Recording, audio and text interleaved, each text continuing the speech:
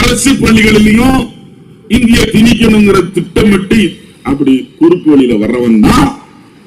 அதைத்தான் நம்முடைய தமிழ்நாட்டினுடைய முதலமைச்சர் தெம்பும் திராணியும் உள்ள முதலமைச்சர் இந்தியாவில் இருக்கிறார் என்று சொன்னார். நம்முடைய முதலமைச்சர் வேறா பார்க்கலாங்கிறார்.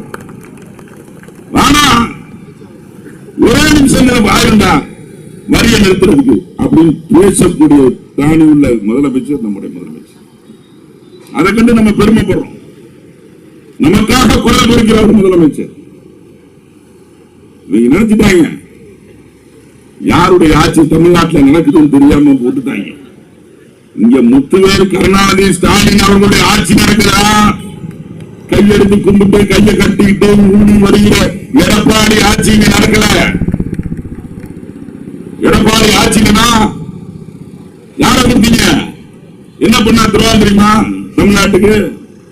எடப்பாடி என்ன துரோகம் பண்ணார்னா, தமிழ்நாட்டில் வேற மாநிலங்களில் இருக்கக்கூடியவர்கள் இங்க வந்து வேலை செய்யலாம், அதுவும் கவர்மெண்ட் வேலைக்கு அப்ளை பண்ணலாம்னு தமிழ் தெரிஞ்சாலும் தமிழ் தெரியலாம் பரவாயில்ல, இங்க வந்து வேலைக்கு நீ அப்ளை பண்ணலான்னு அந்த ஆர்டர் போட்டது யாருன்னா நமக்கெல்லாம் சேர்ந்து நம்மளுடைய பள்ளி நம்மளுடைய மாணவர்களுக்கு நம்முடைய இளைஞர்களுக்கு துரோகம் செய்தவர் எடப்பாடி பழனிசாமி அவர்கள். அது மாதிரி நினைச்சுக்கிட்டாங்கன்னு நினைக்கிறேன். அது மாதிரி நினைச்சுக்கிட்டாங்க. தமிழ்நாட்டில் உங்க பாஷா எடுக்காது.